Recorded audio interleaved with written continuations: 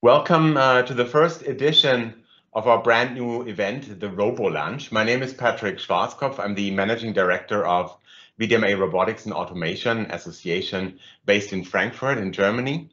As many of us, I think you all agree, are encountering something like Zoom fatigue, many digital meetings, long meetings sometimes. We thought the time was right for a very short, inspiring and new format.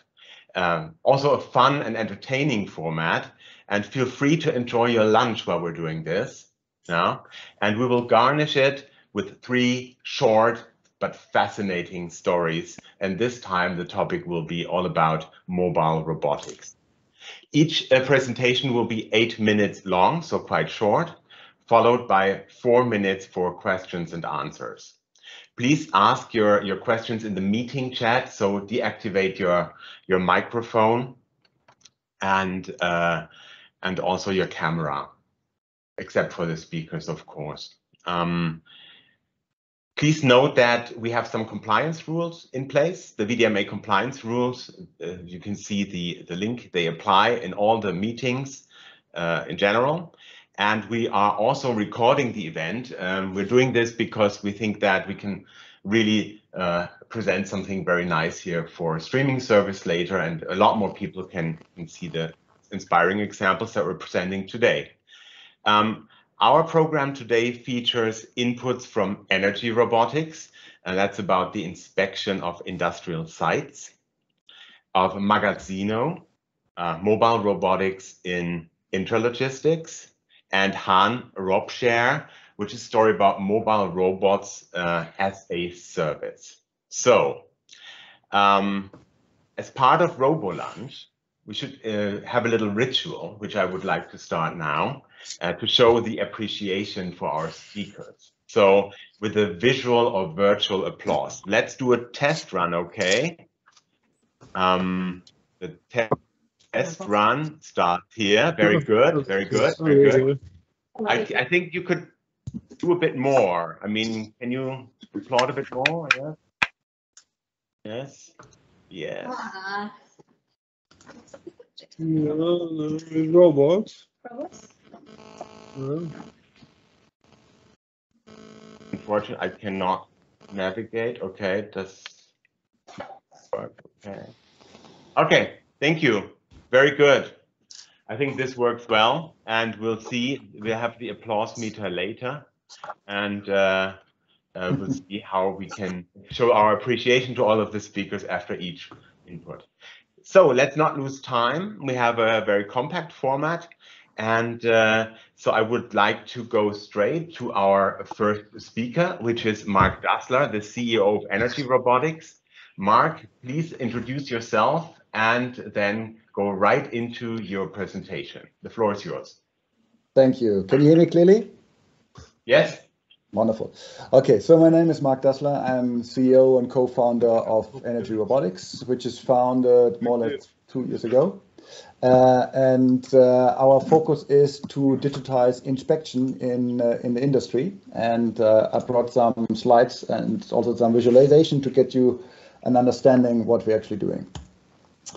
So we have started as a team coming from one chair of the Technical University of Darmstadt, and since 20 years we do autonomous robotics, and we started to put more and more, let's say, effort into bringing what's happening in the, let's say, in the academic world into the reality. And therefore we transformed our software stack into a full-fledged stack to control and manipulate robots so that they can do autonomous inspection. Here you see an example of what we're doing at Shell, and you see part of our user interface, which allows to teach and therefore repeat continuously inspection missions with the robots, so that the robots can collect the data, and out of the data we automatically transfer or let's say transform the information into valuable business information. We can do that with multiple robots. Here you see Spot, which is a very, let's say, common robot, which is used now on many different sites. And we're also using so-called X robotics, EXR robots, which are specialized because those robots are explosion-proof, means they can be used in oil and gas and chemical environments. To give you a little bit more, we do not do that with one robot. We do that actually with a couple of robots. Means we have right now over 30 robots in operations. In 2 months' time, it will be close to 50 robots, which are doing mostly their job in oil and gas. And we started now to add other industries like chemical industry, and there we have, for example, Merck as a customer. But we hopefully gain more customers soon in that field. Also, another case which we also do now in a demo is substations, so auf Deutsch Umspannwerke, where we use a different robot to inspect this area. How does it look like when we did the inspection? Well, at the end, you get in a report, and this report can be either manually used by clicking on the report, and you see the different inspection points. And what we do, obviously, is not only collect the picture, but also extracting the valuable information, because no one wants actually to have nice pictures of manometers or thermometers or gauges or valves. They actually want to know, is the valve open, closed, etc. So that's the real automation of that part.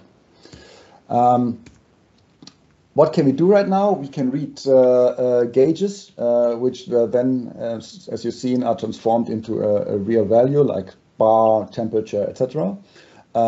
We can also do a lot of people detection, which is important, especially when we talk about personal protective equipment, to ensure that worker safety, that they're wearing their hats, and that everything so far is very correct. Or even more in the environment in Germany, it's also important to have data protection, which means our system is capable of blurring the faces of the user so that the users are protected, or let's say their data and your privacy is protected. Another great case is to use the robots for let's say, safety protection, and send the robot into the plants to go along and work alongside with human workers, so that the robot can, for example, detect that somebody is lying on the ground, there's somebody injured, and therefore call in the operation. Okay. Your microphone is off.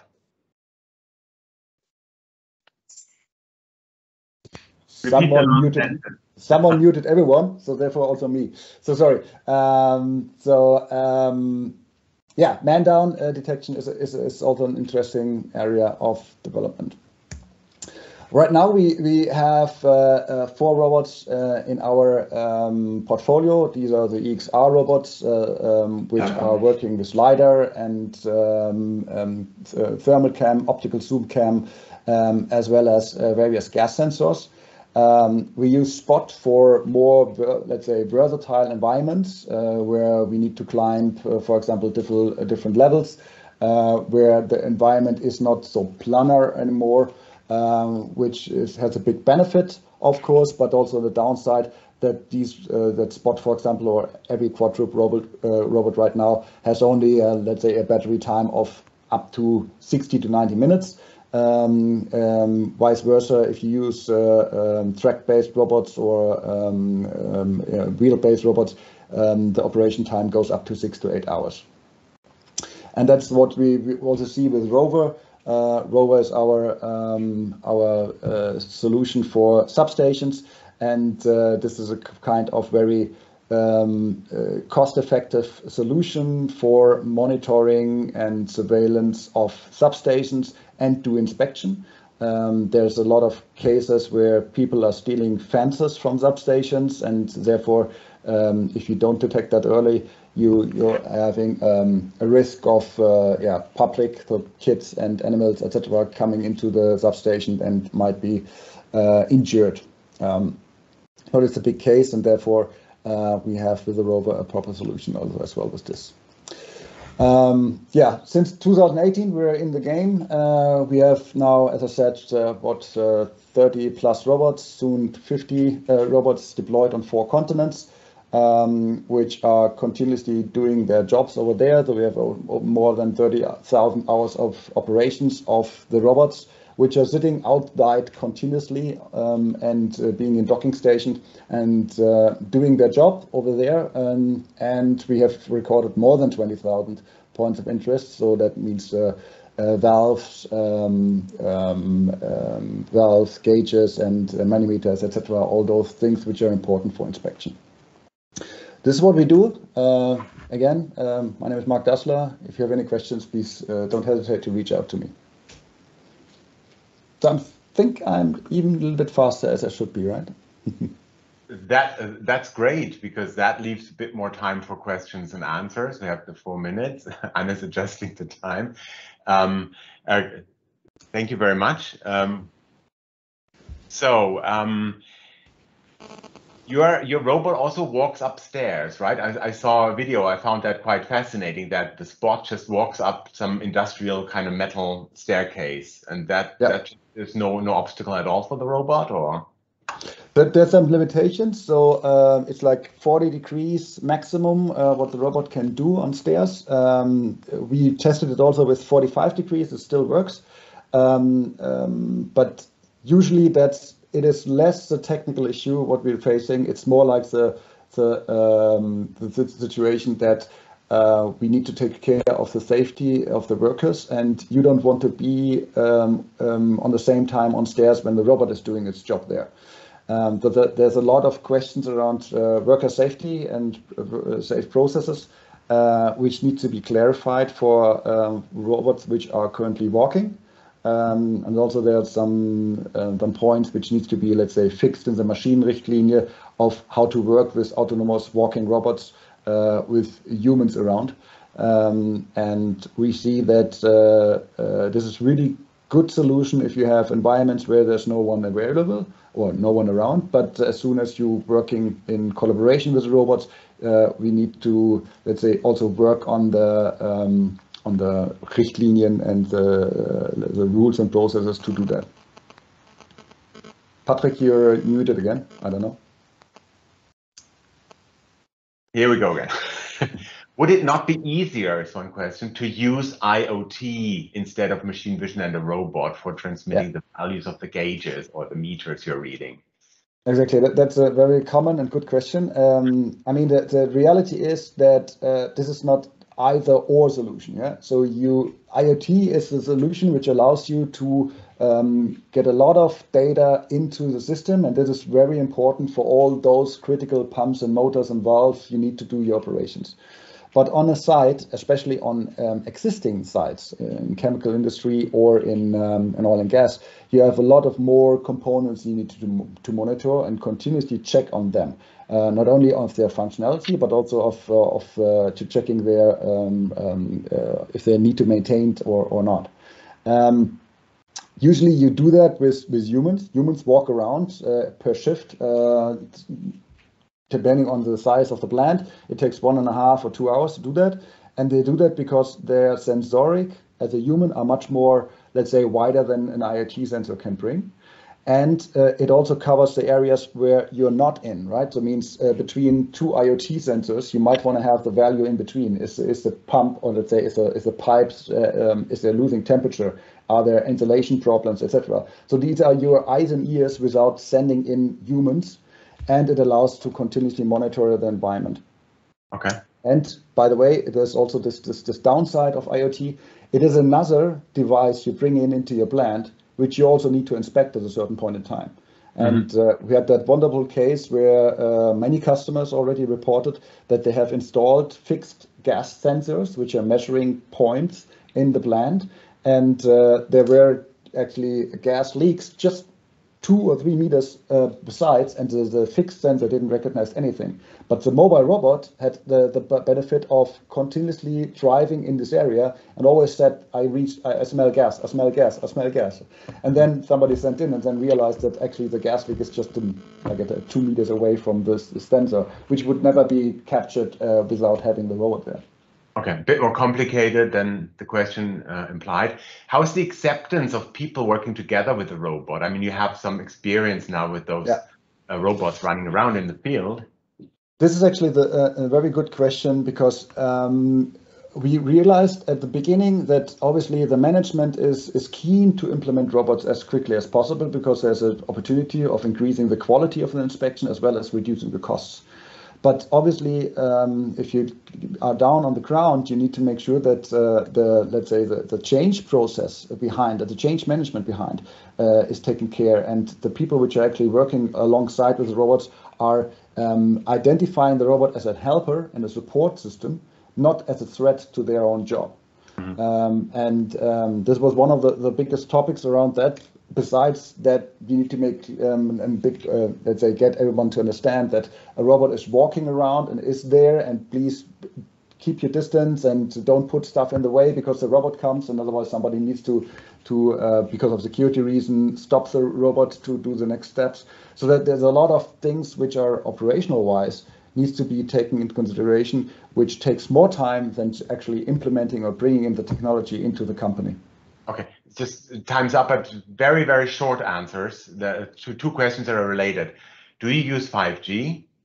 Yes, we use 4G and 5G, Wi-Fi and LTE, mostly 4G and 5G, because it's much more easier to introduce into the company than into the IT systems of the company itself. And when the robots are communicating with other machines, is that communication proprietary? No, we have an open API, so you can get all the data and all the information the robot collected as well. You are able to steer the robot via the API, either using our user interface or using the API, or both. You can mix and max how you like it. Very good, very good. So let's give him a proper applause again. Thank you, Mark, for the presentation. You're welcome. I'm trying to share a present. Oh, wait. Presentation's opening. Yeah, very good, wonderful. My presentation is not opening, so no problem. Let's. No, it's not opening. So let's move on in a matter of time to the next speaker, second speaker. Welcome to Frederick Brandner, who is the CEO of Magazino, a well-known company, I think, based in Munich. And Frederick, please introduce yourself and go right into your presentation. The floor is yours. You should be able to see the screen and hear my voice. Perfect. So my name is Frederick. I'm co-founder and CEO of Magazino. I was going through the participants list before a little bit and saw a lot of people dealing with robotics. So I thought I'm not giving a talk about what we do towards the customer. Of course, you will see our products, but more what's actually behind and what technologies we are using to make this happen, what we are doing. And share a little bit our view on robotics. So our view on robotics is that we are moving away from the deterministic world to a perception-driven robotics. So in deterministic robots, of course, as you all know, they were very precise. They were mostly not even that expensive, but they could only do a very repetitive movement. And now we have robots which have, of course, cameras, 2D, 3D, LiDARs, whatever. They're mostly connected to the cloud, so they can share their what they've seen, and they can learn on the data they recorded. And then based on what they see and what they've learned and what they saved, they can decide at runtime. And this is the big change, right? Before you programmed the PLC controller, you push play and then it did it 100 times. And now robots react and do something in the environment the human is working in as well. And we always talk about cooperative robots. So the robots and the humans work side by side. They don't hurt each other. And I think one of the biggest misconceptions of the last years was that the fence around robots was there to protect the human. Yes, it was there to protect the human as well. But the main reason was that the robot had to be protected, because if you create chaos, if you turn something a little bit to the left or to the right, the robot would not be able to do his job. And I think this is changing now. And this is where a new world of robotics comes. And this is where we are. But it's extremely difficult and it takes a lot of time. And I think we're only at the very beginning. Who is Magazino? We got founded in 2014. We've about 110 people, about 50 million in venture capital went into the company, and we have 2 robots. One is Toru. I'll explain a little bit about him just now, and the other one is Soto. Toru, I think several of you guys already maybe seen on some fairs. It's a robot which is in live operation at several customers. It's a very niche market. We pick shoe boxes in warehouses. For example, Zalando is one of our biggest customers. And we pick the shoe boxes, bring them to the front, and also take care of returns. We do that parallel to the human. So the human constantly generates chaos. The human constantly changes the world, and we have to deal with that chaos and understanding shoe boxes, understanding what's underneath or what's on top, being able to take care of entire stacks. And we can bring those robots to a really high level of autonomy, but we believe that, or we learned that for the last bits, every 400, 500 pick, you sometimes need human help. And so we have an escalation of helping robots nowadays. So there's a first level where the robot can help himself because he has been in this situation before. The second level is that the robot is calling a local person. For example, something fell on the floor in front of the robot and the robot can't drive there in a very narrow aisle. And then there's automatically on a handheld device of the human picker saying, go to that robot and help him. And the third level is that we have a remote operation center, which has live access to all of the robots. We can see their cameras, we can see their sensors, and we can help them then from the remote, making sure that the robot fleets provide value all day long. This is the first robot, I think maybe known to a lot of you guys. The second one is a little bit newer, and that's why I'm playing a short video. I hope you're capable to see that, although via Teams. So it's a robot in industrial environments where we do take care of production supply. So we bring totes, or in German KLTs, to the line. We pick them again from all kind of heights and bring them to all kind of sinks. Again, a lot of perception, being able to understand where the box is, being able to pick them from a low shelf, taking it to the high shelf, being able to turn the box around. And always we have a backpack where we store several boxes so that you don't have to drive one box by itself. And I think this is where we really learned where complexity explodes. When you go from an 2D level, so a mobile robot or an AGV driving from A to B, to an environment and a world where you are working in a 3-dimensional world. We have to understand the 3-dimensional world. We have to store information about the 3-dimensional world, where you need a representation of the world, of the robot, and of the objects. And only if you have all those things, the robot can work in this environment. And so this robot works in production environments, as I said, bringing totes to production lines. And for both of those robots, while we've built them, we've built a software stack. And maybe that's something of interest for you guys. So we call it Across AI. So it's a software stack, of course, we use for our own robots, Toru and Soto. But we also recently started to sell that to other companies. For example, Jungheinrich. Now the next generation of their autonomous forklifts is based on parts of our software stack. And of course, you can think of all kind of other applications out there you can use Across for.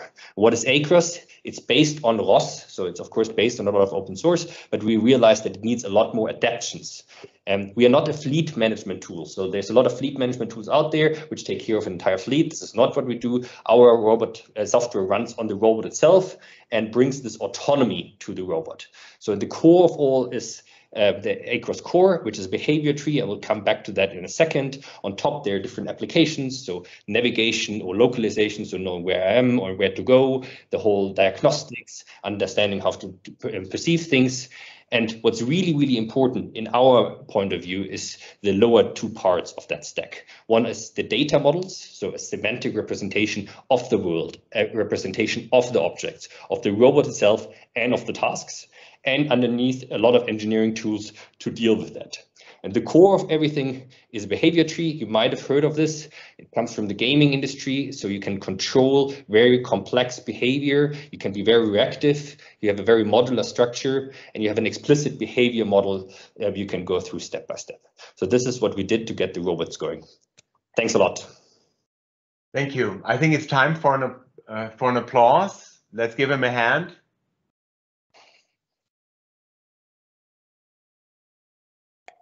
I think it's due to the fact that I can't at the moment use this function. I don't know why, but you have my applause anyway. I think it's somehow not. Oh yeah, now it's working. Okay. Thank you very much, Frederick. And we have time for maybe 2 or 3 questions. The first question I can see here in the chat is, do your mobile robots use LiDAR sensors to navigate, or how do you do the navigation? How's that done?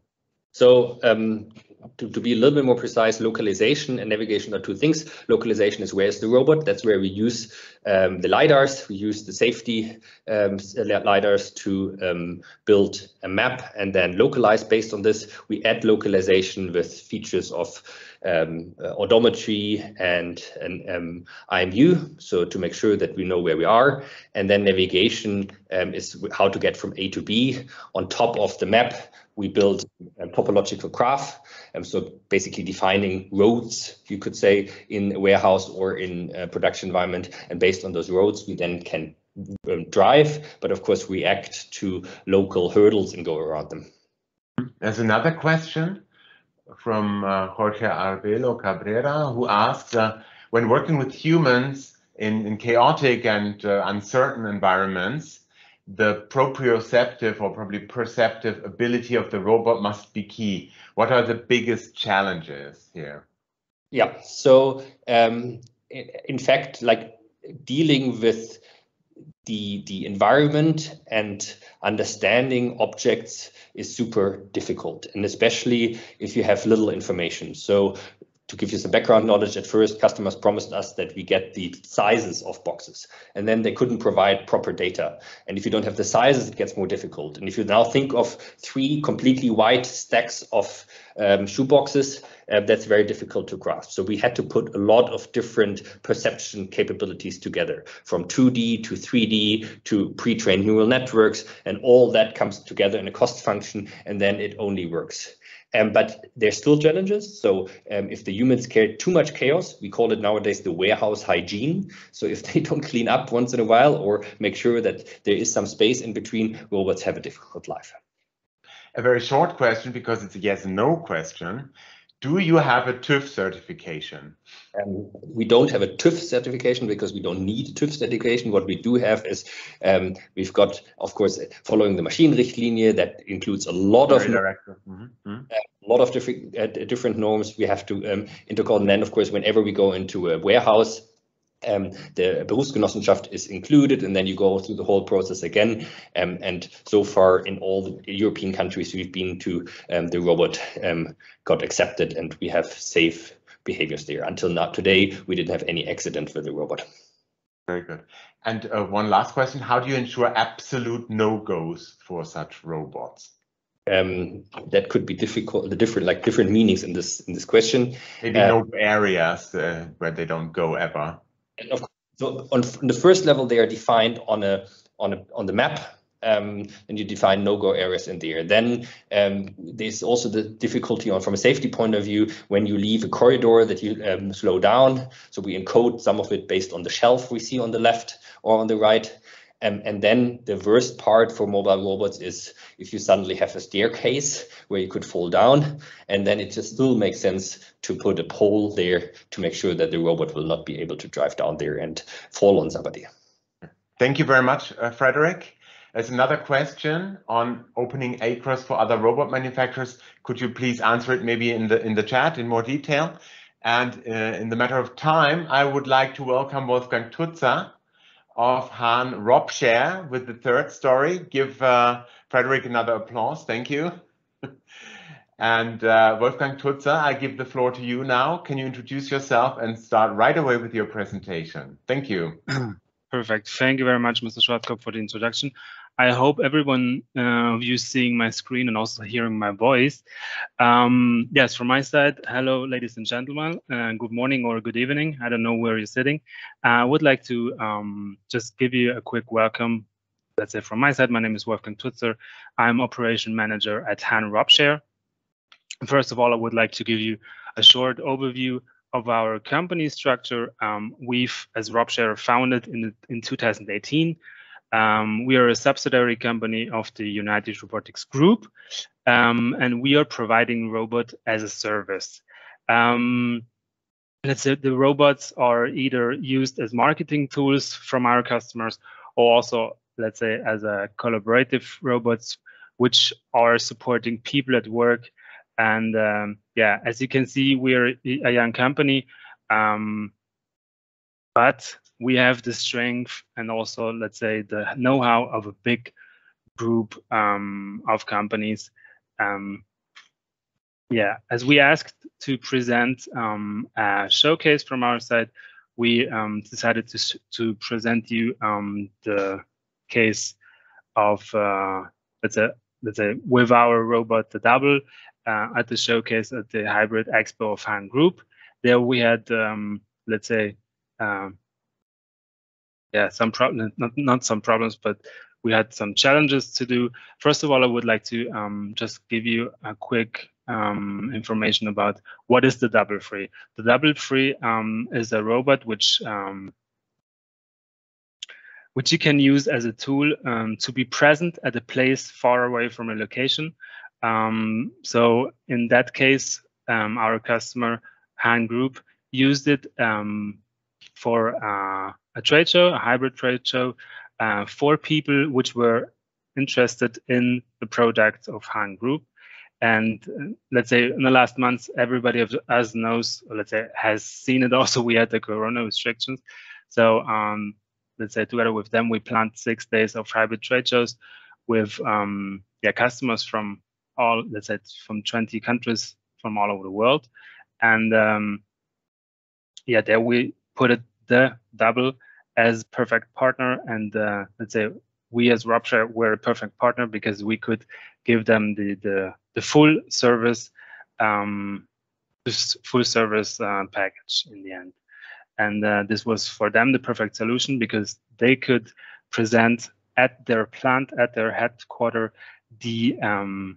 all the different robots which they have, all the different innovations on which they worked on the last month. And yeah, the customers had the opportunity to book time slots to yeah, get in contact with the different sales managers and also the sales directors and also managing directors, and had a chat with them on the robots and so on. I prepared a video. Do you can see it, or do I have to switch the? Just a second. I can't see it. I can still see the slide at the moment. Yeah, just Maybe. switching the the window. Now you should see it. Yeah, it's coming. Okay. Yeah, this is a video from, let's say, the Hybrid Expo, which we have planned, let's say, Han Group planned it together with us. Here you can see a lot of playing at the moment. It's not playing. Okay, then I will show you the pictures. If it's ducking, then it's better that I show you the pictures. Just a second.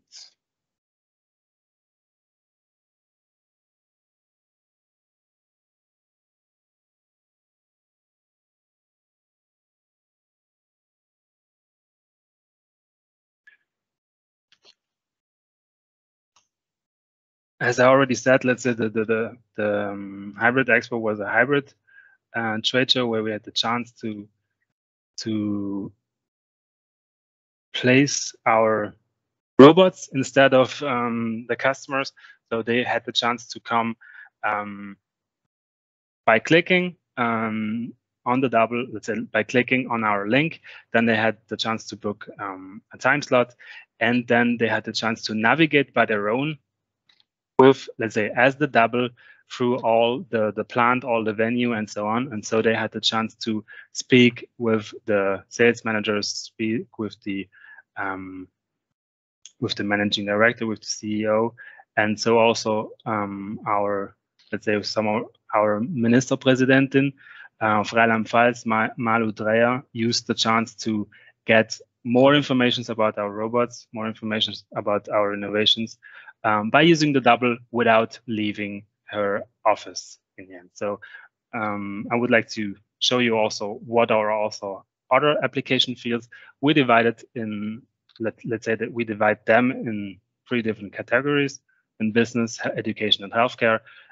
In the business field, you can use the double, for example, as remote working tool, employer training, then monitoring, inspections. Also, if you have if you are head of production, you can use the double, for example, to drive around or drive through your production hall and see if your employees are working in the way they should, or if the machine is still running.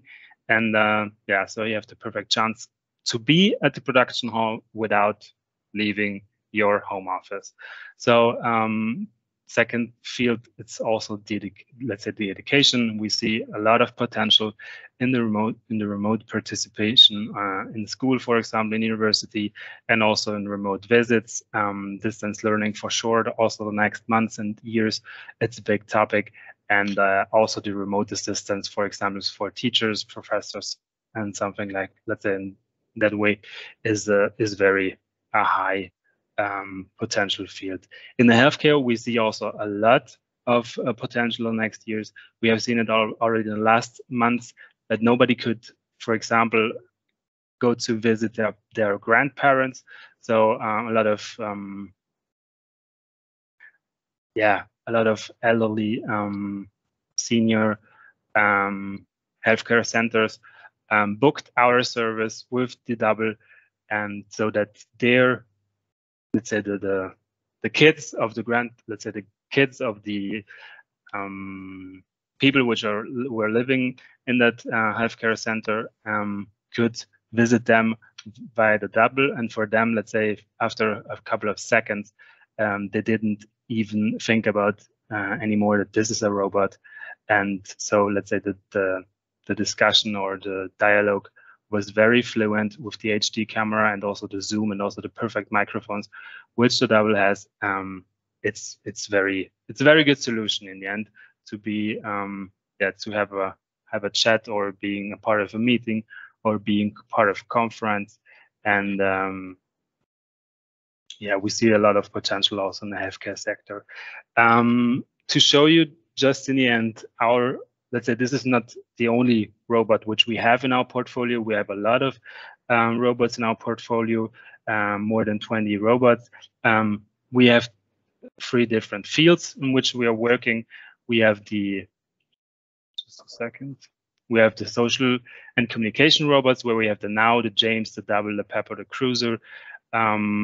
It's always depending on what you're searching and, let's say, what should be the implementation field of your robot. We are, let's say, consulting you in that, let's say, to find a perfect solution for your event, for your business field. And then, let's say, second field, it's the cobots which we have. Therefore, for example, it's just an example. You can put on your trade show booth, for example, a fully automated barista solution. This is also very, very fancy, and it creates a lot of attention. And what we also have in our service is the intralogistic and palletizing robots. If you, for example, have a warehouse or you have a distributor service, our robots can help you a lot. And let's say, the advantage is also that you take, let's say, you respond your time and also your workers. And so, at the end, just want to thank you for the attention. I hope I put you some ideas in your brain. And if you have questions, just ask, please, or send me an email afterwards. So thank you very much. Yeah, let's give Wolfgang a big hand. Thank you very much for your presentation. Very interesting application fields. We have very little time left, but I think it's time for 2 or 3 questions. So you mentioned the exhibition, like a trade show, and people could come to the trade show virtually with this communication robot. What was the result? Was it kind of comparable, the impact it had, or was it a lot less effective than a real visit? What's your opinion? Let's say comparable to a normal trade show booth. Let's say for sure on a normal trade show in a normal non-corona time, you have more visitors. But in the end, if the visitor or the customer is becoming your customer in the end, it's always, it's depending. You have a lot of visitors at a trade show, but getting them to being your customers in the end is very hard. Here we had the perfect opportunity to invite our specific target group, and a lot of people which were very interested in the product had the chance to book their slots. And so, already, let's say, many customers which already have a lot of knowledge in robotics and had already some products and solutions from Han Group were absolutely convinced at the end by this hybrid expo. And then in the end, we could go on by discussing the different solutions which we could implement in the end at their companies. And so for us, or let's say for Han Group, it was a win-win situation because they had a selected group of customers which were invited, and in the end, the selected group of invited customers were also, I don't know the percentage, but a lot of them were buying the machines. Okay. And one last question from Supertake, a colleague of mine. Are these robots intended to communicate with building automation solutions like smart elevators, etc.? So they could basically call the elevator and go forward. Let's say at the moment not, but we're working on that because let's say if the robot, you can program on a robot quite everything, but if your elevator is not smart enough, then you can't connect them. Okay. But it's always depending on the software. Thank you very much. Very interesting. Give Wolfgang another quick applause. So this means we're concluding our first ever edition of the VDMA RoboLunch. I hope you enjoyed it, and we will continue this series soon. Every couple of weeks, we'll have another RoboLunch with a different topics or varying topics, but always in this very compact and inspiring format.